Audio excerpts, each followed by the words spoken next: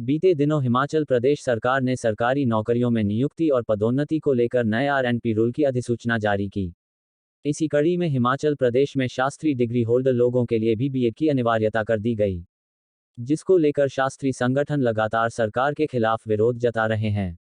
शनिवार को हिमाचल प्रदेश की राजधानी शिमला में डीसी कार्यालय के बाहर शास्त्री संगठन के लोगों ने जोरदार नारेबाजी करते हुए धरना प्रदर्शन किया और सरकार से इन नए आरएनपी नियमों को निरस्त करने की मांग की। बेरोजगार शास्त्रीय संघ के प्रधान लेखराज शर्मा ने बताया कि बीते 11 तारीख को हिमाचल प्रदेश सरकार ने सरकारी नौकरियों में नियुक्ति और पदोन्नति को लेकर नई अधिसूचना जारी की। नए नियम बना दिए, जिसमें सरकार ने नौकरियों के लिए बीए संस्कृत, एमए संस्कृत और बीएड की अनिवार्यता कर दी, जबकि इससे पहले शास्त्री डिग्री होल्डर लोगों के लिए केवल टेट की आवश्यकता होती थी। ऐसे में नए नियम बनाकर अब शास्त्री डिग्री होल्डर लोगों पर थौन पे जा रहे हैं, जो सरासर गलत है। पंजाब दस्तक के लिए सुरेंद्र राणा की रिपोर्ट। तो हम जो अधिसूचना राज्य सरकार ने 11 तारीख 2011 को निकाली है, उसमें शास्त्री के जो भर्ती एवं पदोन्नति नियम इन्होंने बदले हैं। उसमें राज्य सरकार ने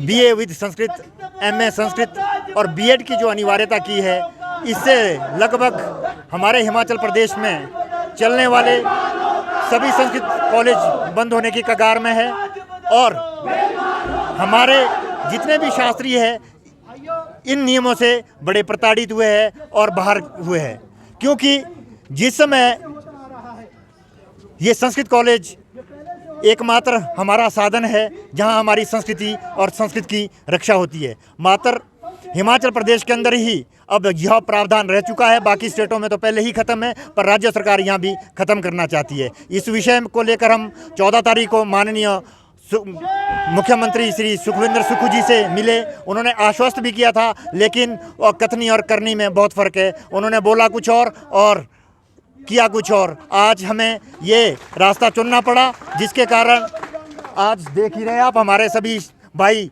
विरोध प्रदर्शन कर रहे हैं। इसी जो है भर्ती एवं पदोन्नति नियम उन्होंने हमारे ऊपर थोपे गए हैं। तो इससे पहले जो भर्ती लोग अलाउड नहीं होते थे क्या? सीधी भर्ती इससे पहले जो भर्तियां होती थी वो पुराने नियमों के तहत होती थी। पुराना नियम जो शास्त्री के लिए था, वो संस्कृत कॉलेज से 5 विषय को पढ़ के आता था। वो धर्म ग्रंथ 5 विषयों के धर्म ग्रंथ पढ़े जाते थे। उसके बाद वो शास्त्री एक अपने आप में डिग्री थी, वही लोग शास्त्री पद के लिए एलिजिबल होते थे। अभी इन्होंने 9 तारीख को भर्ती की जा रही है।